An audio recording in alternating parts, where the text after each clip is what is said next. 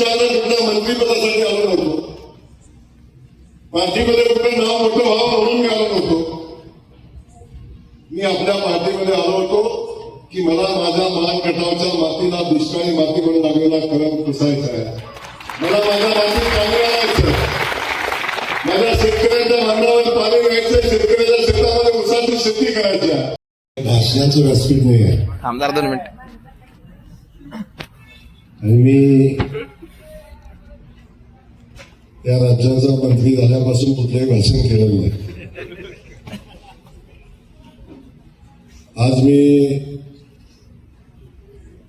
मसवडकरांचा आग्रह असतो आपल्या सगळ्यांचा प्रेमाचा सत्कार स्वीकारण्यासाठी या ठिकाणी आलो. पण मला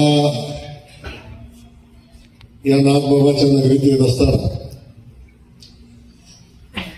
मनापासूनच आनंद होतो. मनापासून आपल्या सगळ्यांना सांगेल की मला आपल्यात आल्यासारखं वाटतंय. आपल्या माणसात, आपल्या घरात, आपल्या गावात आल्यावर जो फील येतो ना, तो फील मला मसवडमध्ये आल्यावर येतो. या मसवडसाठी एकदा हात वर करा, जोरदार टाळा.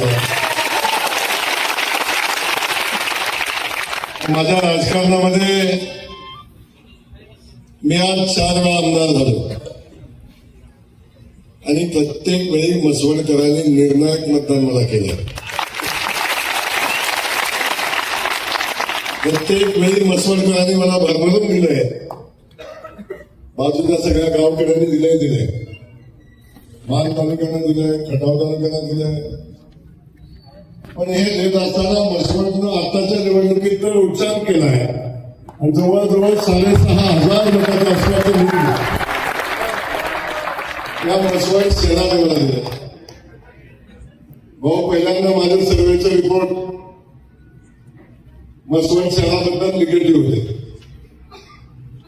अगदी मतदानाच्या आधी 3 दिवस रिपोर्ट आला तरी सुद्धा तो 53% पुढे मसवड दाखवायला तयार नव्हता. मी रिपोर्टवर ऑब्जेक्शन घेतलं, पण तो म्हणला माझा रिपोर्ट खरा आहे. पण 25 वर्ष सर्वे करणाऱ्या एजन्सीला माझी माफी मागायला लावली मसवडनं. निकाल लागला, बाकी सगळा निकाल त्याचा योग्य होता, बरोबर होता, पण मसवड शहराचा निकाल त्याचा चुकला होता. 25 वर्षाचा त्याचा अनुभव आहे. त्याने मला येऊन माफी मागितली. मगाशी मी इथे असताना गाडीत मला फोन होता की भाऊ मला सत्कार द्यायचं, म्हणलं मी मसवडला चालतो. पण आपल्या सगळ्यांना मला मनापासून धन्यवाद देत असताना भारतीय जनता पार्टीला मला मनापासून धन्यवाद द्यायचे की ज्या पक्षानं माझ्यावर विश्वास टाकला, मला विधानसभेचं तिकीट दिलं, मला जिल्ह्याचं अध्यक्ष केलं, मला पुन्हा विधानसभेचं तिकीट दिलं. एवढ्यावरच नाही तर पार्टीनं मला अनेक वेळा कायम माझा पार्टीनं सन्मान पण केला. मी माझ्या पुरताना मी ज्या ज्या ठिकाणी मी कुणाची शिफारस केली त्याही ठिकाणी माझं ऐकण्याचं काम पार्टीनं केलं. आज आपण बघताय आदरणीय देवेंद्र फडणवीस साहेबांच्या नेतृत्वाखाली या राज्यामध्ये भारतीय जनता पक्षाच्या महायुतीचं सरकार आलं आणि ज्या नेतृत्वानं माझ्यावर मनापासून प्रेम केलं, व आजपर्यंत मी अनेकांचं प्रेम केलं. पण ज्यांच्यावर प्रेम केलं तिकडून परत काय मिळालं हे मी आता आज सांगणार नाही. कधी घरातनं, कधी बाहेरनं, कुठून जिथून मी ज्या ज्या लोकांचं प्रेम केलं त्या ठिकाणी माझ्या वाट्याला काय आलं याचे साक्षीदार आपण तुम्ही आहात. पण हा एकमेव नेता असा हे त्या नेत्याच्या खांद्यावर आम्ही मान टाकली आणि त्यांना सांगितलं की आता हा माझा शेवटचा पक्ष आहे. मी काय अनेक पक्ष बदललेले नाही. त्यांना सांगितलं माझा शेवटचा पक्ष. मी तुमच्याकडे कुठल्या मंत्रिपदासाठी आलो नव्हतो. पार्टीमध्ये कुठे नाव मोठं व्हावं म्हणून मी आलो नव्हतो. मी आपल्या पार्टीमध्ये आलो होतो की मला माझ्या मानगटावच्या मातीला दुष्काळी माती म्हणून लागलेला कलम पुसायचा आहे. मला माझ्या मातीत पाणी आणायचं, माझ्या शेतकऱ्यांच्या मांडावर पाणी घ्यायचं, शेतकऱ्याच्या शेतामध्ये ऊसाची शेती करायची आहे. माझा शेतकरी सुखी संपन्न झाला पाहिजे. माझ्या देशामध्ये लागलेली शेतकऱ्यांची पूर्णपणे स्वाभिमानाने सन्मानानं पुन्हा शेतामध्ये येऊन स्वतःच्या शेतामध्ये राबली पाहिजे आणि स्वतःच्या शेतामध्ये सन्मानामध्ये राहिली पाहिजे. ही भावना मी व्यक्त करून भारतीय जनता पक्षासोबत जाण्याचा निर्णय घेतला. आपण सगळेजण साक्षीदार आहात. जेव्हा जेव्हा जयकुमार गोरेंना शब्द टाकला, मी नाताच्या साक्षीने सांगतोय, आजपर्यंत त्या माणसाला टाकलेला एकही शब्द तो माणूस मला आजपर्यंत कधी म्हटला नाही. आणि मी अनावश्यक काय मागितलं त्याच्यामुळे नाही म्हणायचं काय सवालच आला नाही. आज आपण सगळेजण बघता की या वर्षीची निवडणूक आपल्या सगळ्यांच्या समोर होती. लोकसभेची निवडणूक झाल्यावर एक वेगळ्या पद्धतीचं वातावरण तयार झालं आणि आता भारतीय जनता पक्ष संपला. भारतीय जनता पक्ष पुन्हा निवडून येत नाही, राज्यात सत्ता येत नाही.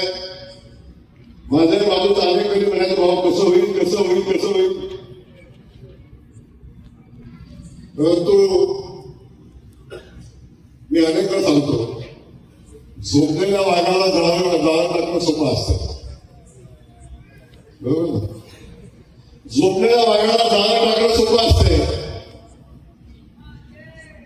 पण उठलेल्या वाघाला जाळं टाकणं सोपं असते.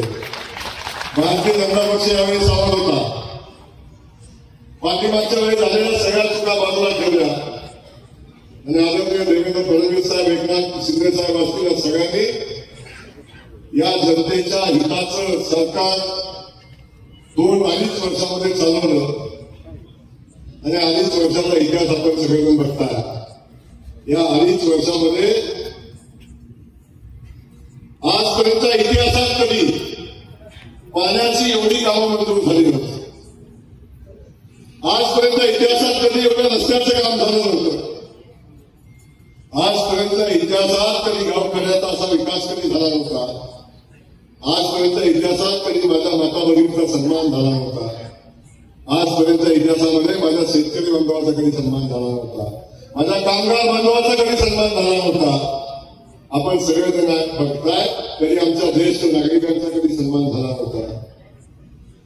या राज्यातल्या देशातल्या प्रत्येक घटकाचा विचार करून आदरणीय मोदीजींनी आणि आदरणीय देवेंद्र फडणवीस साहेबांनी सगळ्यांचा विचार करून सगळ्यांसाठी हे सरकार तुमचं आहे अशा पद्धतीची भूमिका घेतली.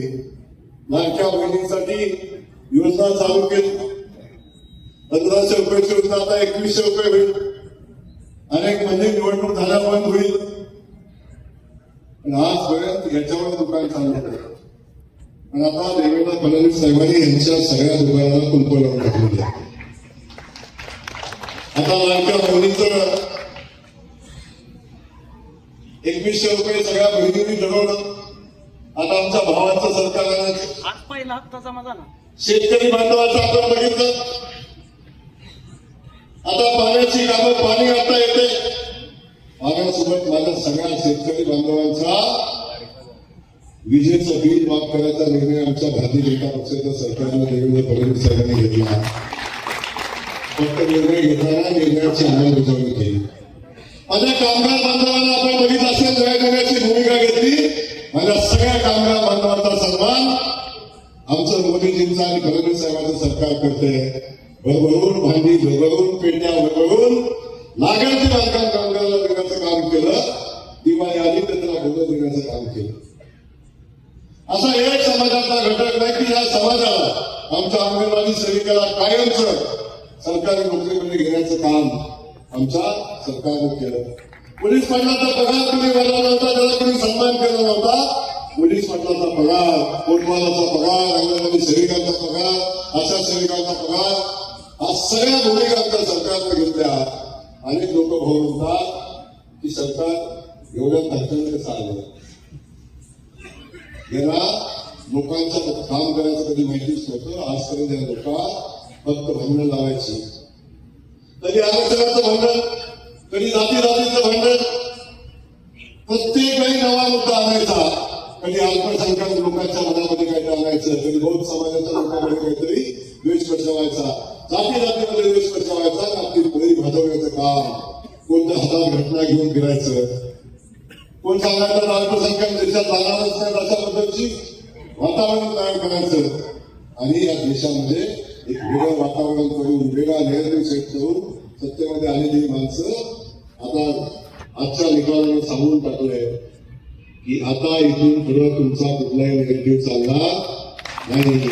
आता एकच निगेटिव्ह चालणार, जो शेतकऱ्यांसाठी, जो बहिणींसाठी, जो भावांसाठी, जो कामगारांसाठी, जो आमच्या अंगणवाडी सेविकेपासून पोलीस पाटलापासून सगळ्यांच्यासाठी जो काम करेल तोच या राज्यामध्ये चालेल.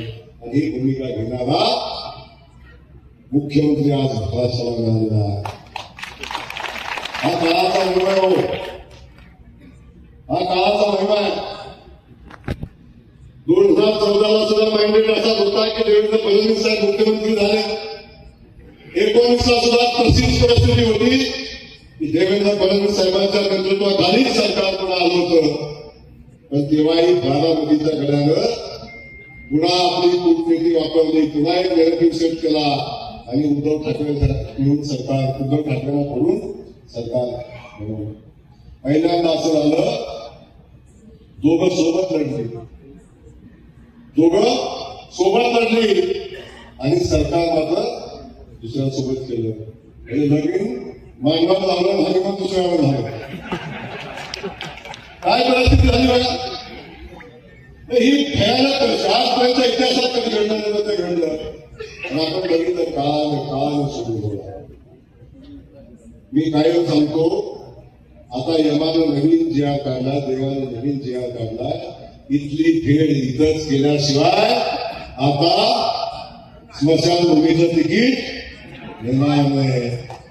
याच पवाराला आता तुम्ही बघा, आयुष्यभर कधी मुंड्यांचं घर फोडलं, कधी गोऱ्यांचं घर फोडलं, कधी भोसल्यांचं घर फोडलं,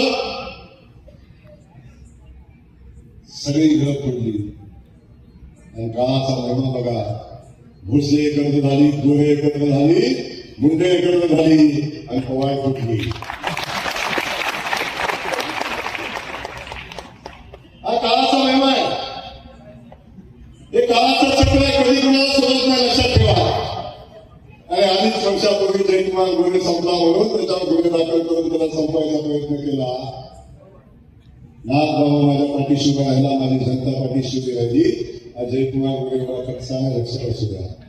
आज टीका करायचा विषय नाही, टीका करणार पण नाही. पण हा काळाचा महिमा आहे.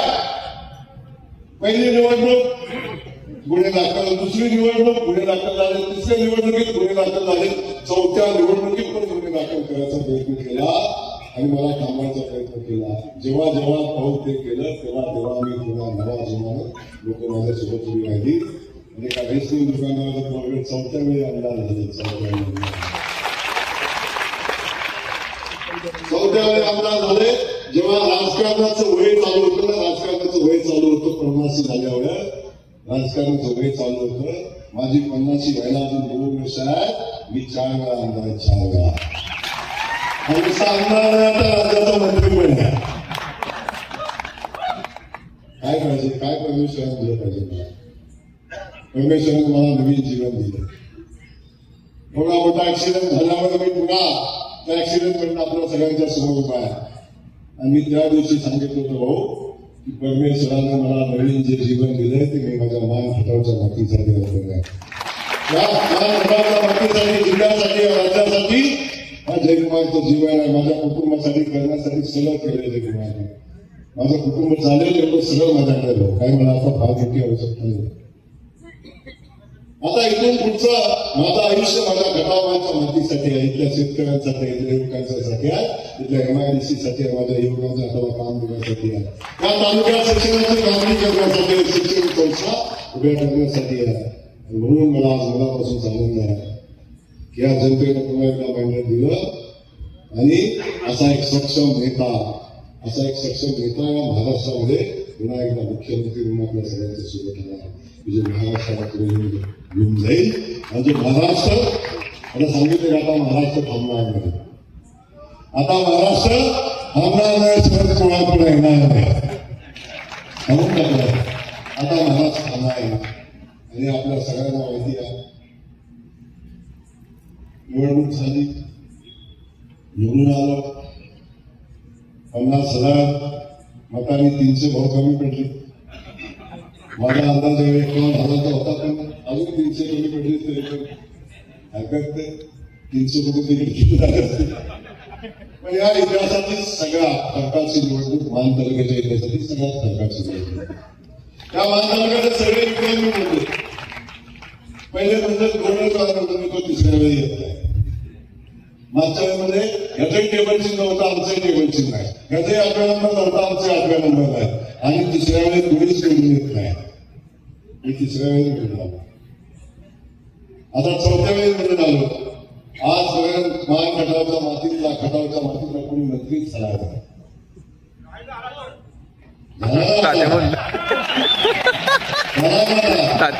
म्हणून मी आपल्या सगळ्यांना सांगतो या स्टेजवर माहिती आहे आज डॉक्टर साहेब आपण मिळणार की आता जयभवान राज्यभर काम करायचं. आता जयभवान राज्यभर काम करायचंय, जयभवान मंत्री झाले. डॉक्टर साहेब या राज्यामध्ये कुणाचा विश्वासच नव्हता की मंत्री होईल.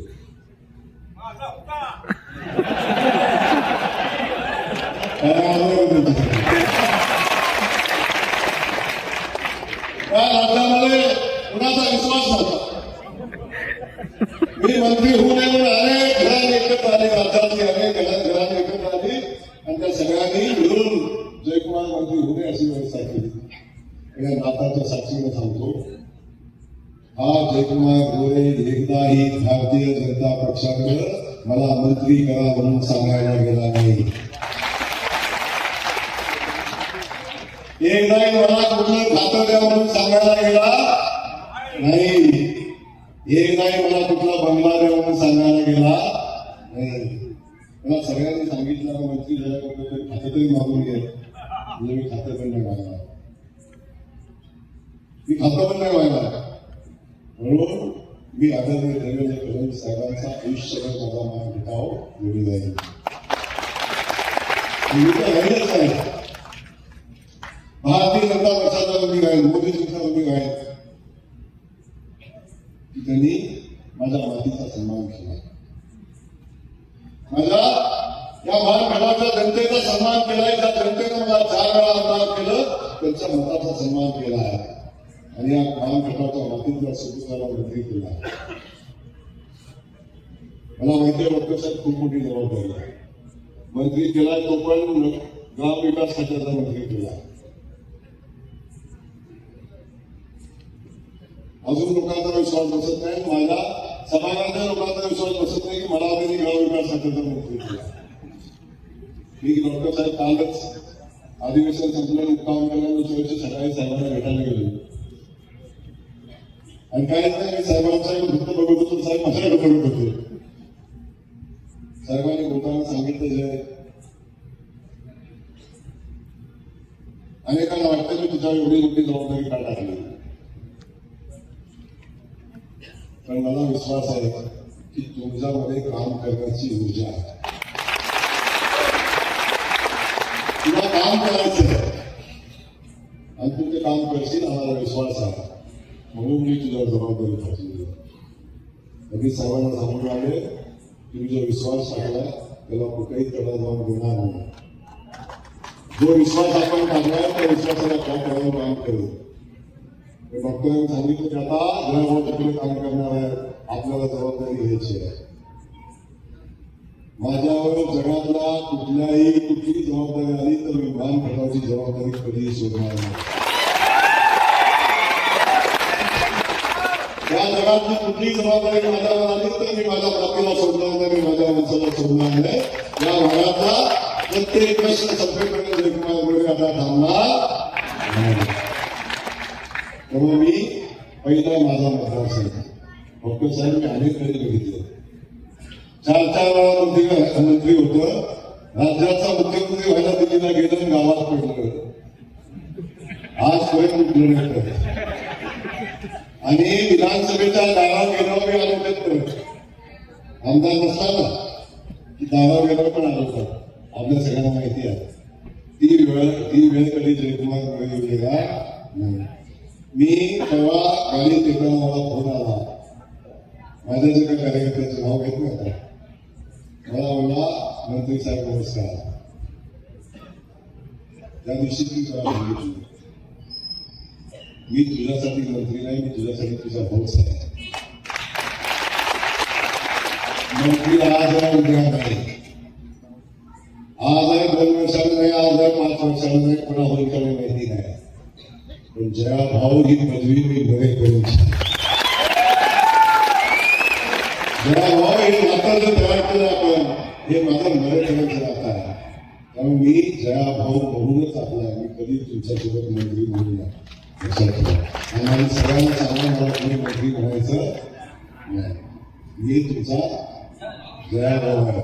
जया भाऊ म्हणूनच मला इथं काम करायचं आहे. मी आपल्याला सांगून टाकतो जो शब्द मी माझ्या महामंडळाच्या मातीला दिला, जो शब्द मी माझ्या जनतेला दिला आहे तो प्रत्येक शब्द पूर्ण करण्यासाठी काम करण्याची लढाई हा जयकुमार गोरे लढणार आहे. राज्याचा मंत्री होऊ दे नंतर केंद्राचा होऊ दे आणि काय होऊ दे तरी सुद्धा माझा पाया जिथं आहे, जिथं माझा जन्म झाला, ज्या लोकांनी मला राजकीय जन्म दिला त्या माझ्या मातीला त्या माझ्या आईला कधी विसरणार नाही. हा सगळ्या आपल्या सगळ्यांना देतो. भारतीय जनता पक्षाला फडणवीस साहेबांना मोदीजींना मनापासून धन्यवाद देतो. माझ्यासारख्या एका गरीब घरच्या शेतकऱ्यांच्या पोराला एका रेशीम दुकानाच्या पोराला कधी आज राज्याचा मंत्री म्हणून काम करण्याची संधी आपण दिली. आपल्याला मनापासून धन्यवाद देतो. मला सांगितलं अनेक लोक मला मंत्रीपद मिळून पण बसले जाऊन भेटून आले. डॉक्टर साहेब मी मला पाहिजे म्हणून गेलो नाही, पण मला देऊ नका म्हणून अनेक शिष्टमंडळ गेले. माझी फाईल तयार करून मोदींना पाठवली. इथं मग कोविडची फाईल तयार केली, मुख्यमंत्री फाईल तयार केली, सगळ्या फाईल तयार करून मला दिल्लीला पोहोचल्या. आता ही एवढं कच्चा असतं तर मग कसं झालं असतं. तेवढा नेतृत्वाचा विश्वास जयकुमार गोरेने संपादन केलं, पार्टीचा विश्वास संपादन केला. त्यामुळं अजिबात चिंता करू नका. मी गावांच्या मातीचा ऋणी आहे. मी आपल्या सगळ्यांचा ऋणी आहे. इमानदार आपली सेवा करेन आणि भारतीय जनता पक्षाने जी जबाबदारी माझ्यावर दिलेली आहे, जी जबाबदारी मला दिलेली आहे, तुम्हाला माहिती आहे जयकुमार गोरे कायम आउटस्टँडिंगच करतो. जयकुमार गोरे कायम आउटस्टँडिंगच करतो. जयकुमार गोरे विचाराच्या पलीकडचं काम करतो. याही खात्यामध्ये भाऊ जे माझ्या पार्टीला, जे माझ्या नेत्याला, जे महाराष्ट्राला अपेक्षित आहे ते काम जयकुमार गोरे करेल. जो 2 तास कमी झाली तरी फरक पडणार नाही, पण कामात कुठं कमी पडणार नाही. तेव्हा मी तुमच्या सोबत राहून तुमचा भाऊ म्हणून काम करेल हा शब्द या निमित्ताने देतो.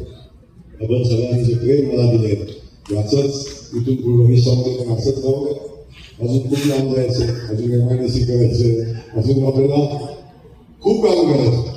पाणी आता बघितलं समुद्राला पडतो भाऊ. डॉक्टर साहेब मला या जनतेचं कौतुक, म्हणजे लोकांचं कौतुक वाटतं. मी पाणी हिंगणीला जावं म्हणून एवढे प्रयत्न केले. मला वाटतंय मी आधी निवडणुकीचं काम तिथं होतो. पण हे सारे इलेक्शन आयोगाला जाऊन कंप्लेंट केले ते तर ठीकच आहे, पण यांनी त्या माहिती दगडत होती घालावी ह्याच नावाला या मातीत आहे. आणि ज्याने पायपन दगड घातलं सगळ्यात पहिला माझा सत्कार करायला पण नागपुरात आलो झाला.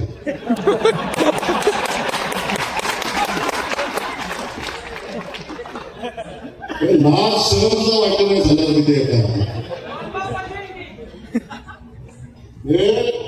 सगळ्यात पहिला माझी माणसं मला काय पक्ष दिले हे पक्ष दिले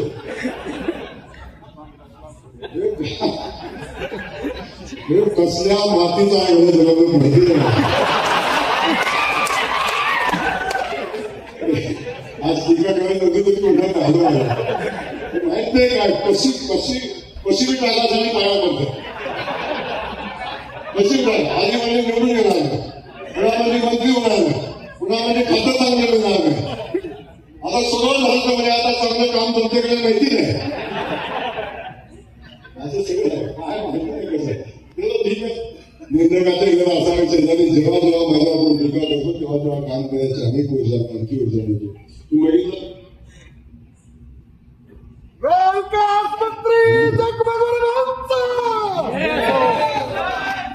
मला चांगलं माहिती मी तर चप्पल आला चांगलं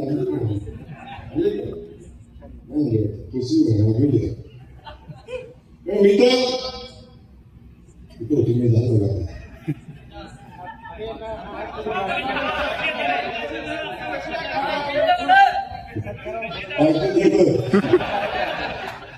या सगळ्या गोष्टी तुम्हाला सगळ्यांना माहिती म्हणजे मला सांगायचं एवढ्यासाठी आहे की माणसं कसं कसं म्हणतात काय काय म्हणतात आणि अजिबात काय वाटत नाही अजिबात त्याला काय वाटत त्याचे कौतुक केलं पाहिजे यांच्या पेशन्सचं पण कौतुक केलं पाहिजे काय झालं तरी म्हणजे आता म्हणजे खूप नगरपालिकेला बघा काय होतं काय कुठे काय होतं गाव आता एवढं डॉक्टर साहेब आता एकदा ठरवलं आता बोलायचं होतं ते मी ठरवलं आता बोलायला लागलं तर आता थांबायचं आता मी ठरवलं एकदा किंवा बसवायचा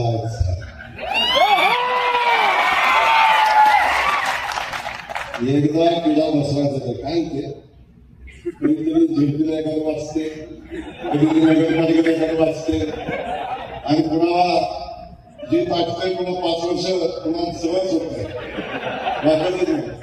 आता एकदा ठरवले एकदा सुद्धा असा आता नवीन बनवलं असतं आता सांगून आता मी गव्हांना बोलतो सांगतो गव्हांना तुम्हाला माहिती आहे गर्व जयकुमार बोलणं सुरुवात नाही कारण निवडणुकीचं शेवटचं मत घेईपर्यंत जयकुमार लढतो तुम्हाला माहिती आहे शेवटचं मत घेईपर्यंत आजही सांगतो तुम्हाला गव्हांना काय सांगतो पण एवढ्या खर्चा टाकली जाऊन निवडणुकी एवढं सगळं माझ्या एवढं सगळं एक जर तो मला मग गोकुळ कापायला चालले मला माहिती नाही सगळं माहिती म्हणून मी म्हणतो तुम्हाला की शेवटी मजा कधी येते अहो एक पत्रकार सुद्धा रोज बातम्या माझ्या अजून सुद्धा मी मंत्री झाल्यामुळे सुद्धा अजून बातम्या चालतात माझ्या तो कुठं लावला बघा देशमुखाच्या गाडी कुठं आली ना देशमुखात देशमुख काय सांगत होता हे माझा नाही माणसा काय सांगत नाही आणि जेव्हा देशमुखाच्या गाडी नेण्यात टाकला तर त्याच्या गाडीत तोच होता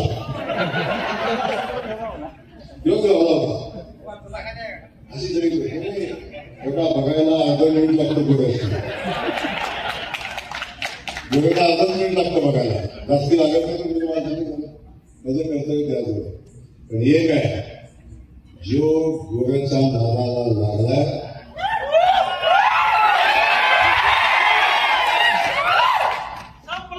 जो गोव्याच्या नादाला लागलाय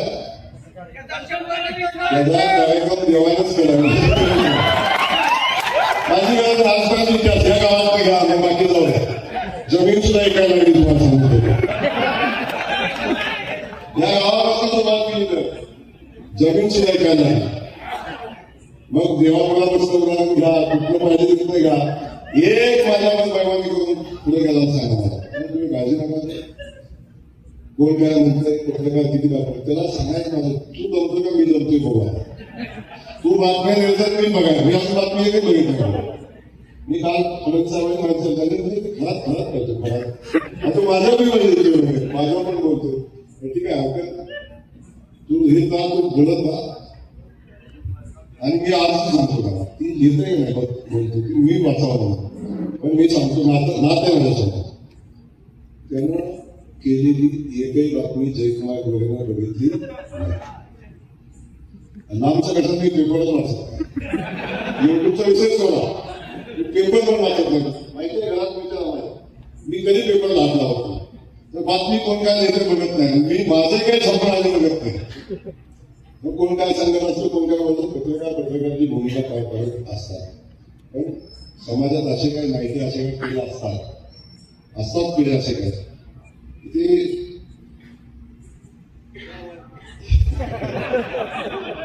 सांगतो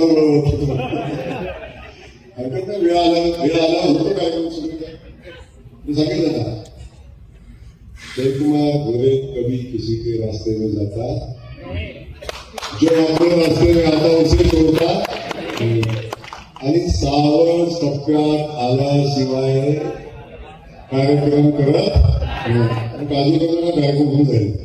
माझं एवढंच सांगायचं आहे बाकी सगळ्या गोष्टी. पण आज आपल्या सगळ्यांना मस्करांना आजूबाजूला आलेल्या सगळ्या मनापासून धन्यवाद देतो.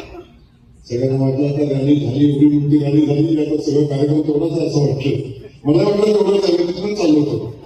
वाटतं निघले याचं माहितीच नव्हतं. तेव्हा आपण सगळ्यांनी तो बरोबर स्टेज घातलं, मला सत्कार केला, मला सन्मान केला. मला मनापासून आपल्या सगळ्यांना धन्यवाद. आज असंच प्रेम सोबत राहू द्या. पण भाऊ मी मंत्री झालो आणि जबाबदारी वाटली. आमच्या दादासाहेब तसेच सांगतो, बिचारांना 7-8 महिने चप्पल घातली, जबरदस्ती चप्पल घातली. आम्ही मगाशी काल सकाळी चप्पलच्या जोडीची ऑर्डर केली होती. सकाळी मी चप्पल ठेवली केली त्यांची. त्यांनी घातली मध्ये, पण मला माझ्याकडे का घालायची होती. ती गाडी माझ्या कुठल्या गाडी चप्पल झाली, पण तुमच्या काय करा अशी माणसं माझ्यावर काही भेटली. आणि ह्या माणसाचा आशीर्वाद आहेत ना, एवढी तेवढं भावना होती की देवाला मला मंत्री करायलाच लागलं.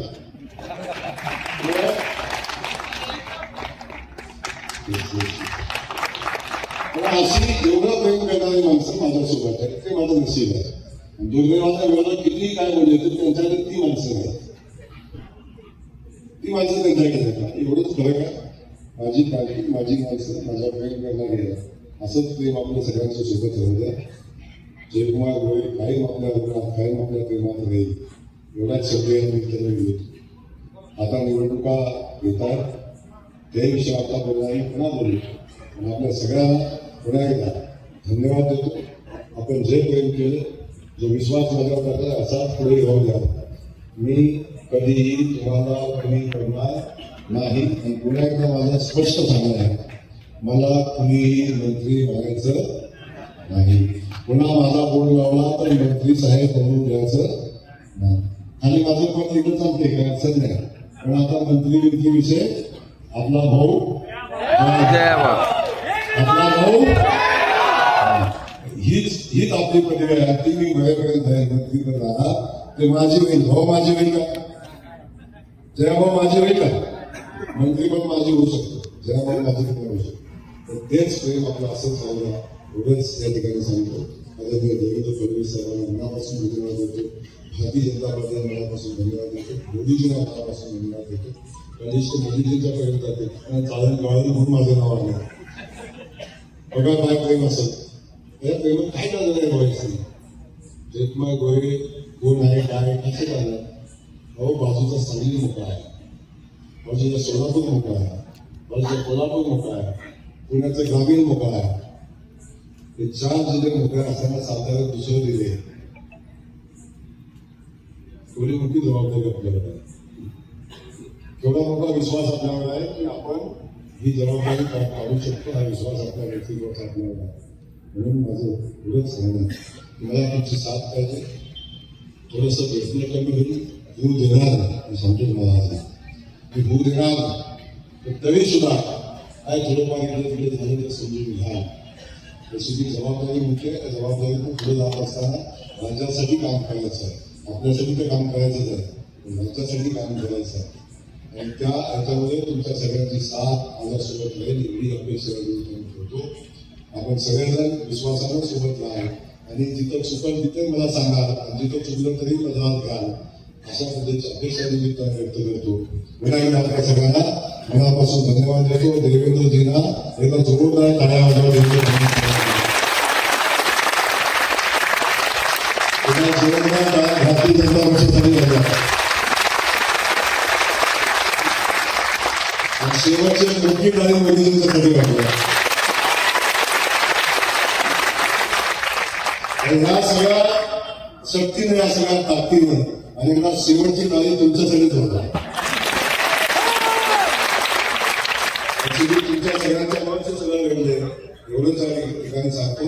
पुन्हा एकदा आपल्याला मनापासून धन्यवाद देतो आणि आजचा कार्यक्रम संपला असं भेट करतो. वेळीची इच्छा नाही तुमची. धन्यवाद. जय हिंद.